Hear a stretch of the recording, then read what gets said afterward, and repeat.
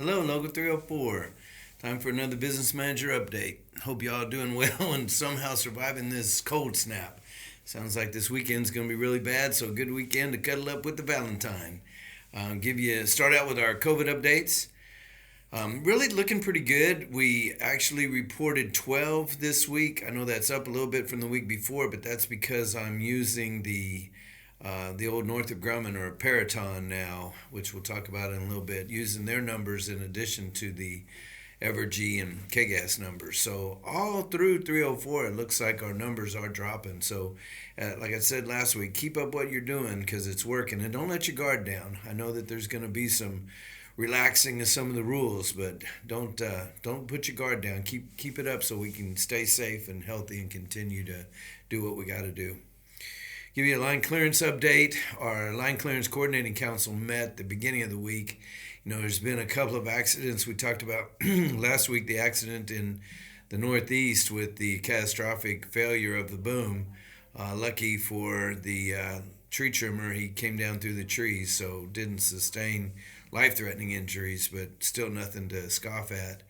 And then there was talk of an accident up in the Northwest this time that talked about a chipper accident. So I don't have any details on that, but my words to line clearance is please be safe. Please pay attention. Check your equipment. Make sure everything's operating properly and stay safe out there. Also in the line clearance, our negotiations update. Still working under our extension. There's a lot of negotiations going on across the nation right now. And 53 is also in negotiations. I know they met earlier this week, and I don't have an update yet. That's kind of what's holding us up here at 304. So we'll pay attention to that and keep you all geared up on what's going on. Kansas Gas Service. Last night was the final meeting for our proposals and large committee. So we are geared up now for our February 27th large committee meeting. Have a good set of proposals for the committee to review. Yesterday was also our joint labor management team meeting.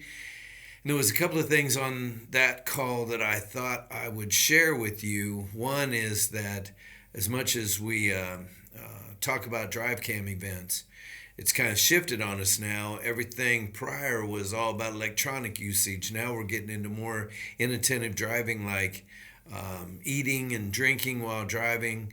So please, guys, we get paid by the hour, and if that job is driving, please do that. Concentrate on that. Let's stay out of accidents and problems with our drive cam.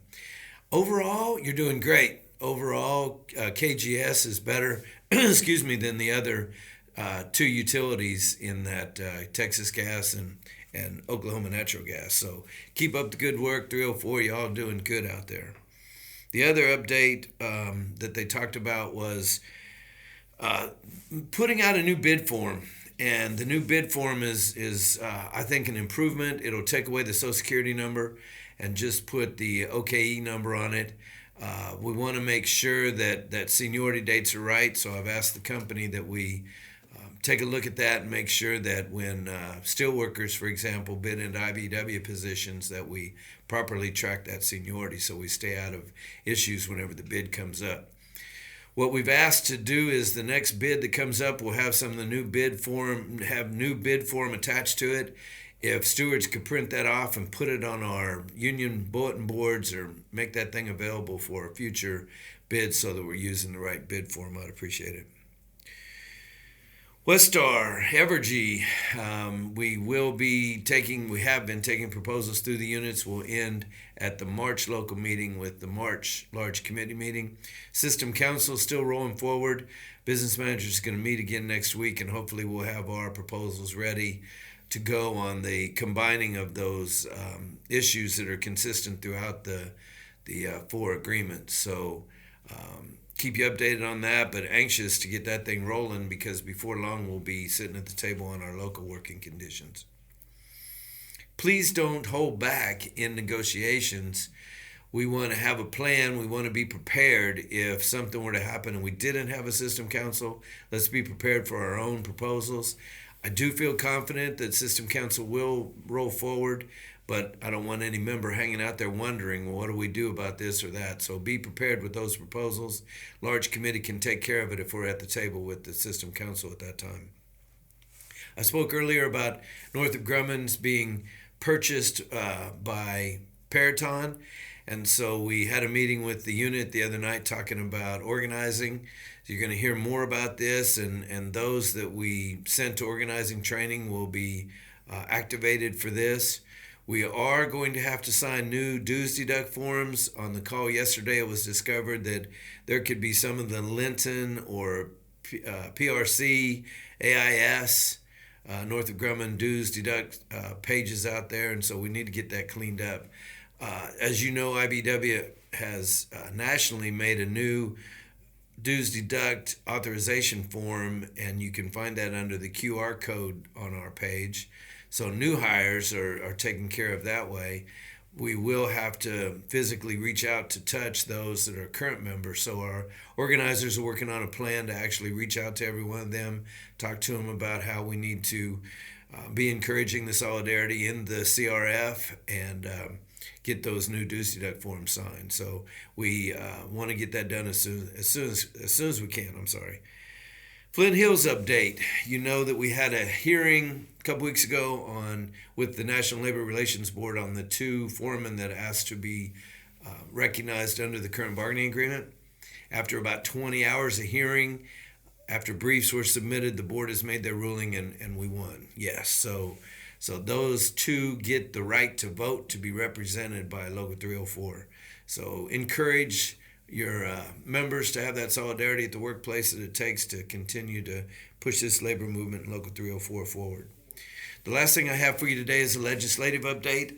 There's lots of bills out there that affect labor. If you go to our webpage under the legislative tab, I've asked David to kind of keep us updated on those bills that directly affect labor. There's three of them that I want to highlight in this conversation. One is Senate Bill 167, one is Senate Bill 172, and one is Senate Bill 24. So 167 has to do with the pullover for emergency vehicles, and we have proposed to add utility vehicles to that current bill. So that's moving forward now. I don't see a lot of resistance on that. The other one, Senate Bill 172, is adding charges for assaulting a utility worker. So we will be giving testimony on that as soon as that's in committee. And then Senate Bill 24 was kind of an interesting bill. There was a movement made in the city of Lawrence in order to outlaw, for the lack of a better term, natural gas. They want to do away with all fossil fuel by 2035. And so the bill was designed to roll that back and say that municipalities can't control the choice of utilities inside their cities. So the only thing they can control is the buildings that they own. So it gives you the freedom of choice to have whatever source of utility, natural gas, that you would like to have. They went so far as to carve electricity out of it. So it was really aimed just at natural gas. That's all I have for you today. Again, stay warm, stay safe. I know this is a time of year that our utility workers are going to be out there keeping the lights on, keeping the gas flowing, and keeping the power generated. So thank you for all you do. Stay safe, and we'll talk to you next week.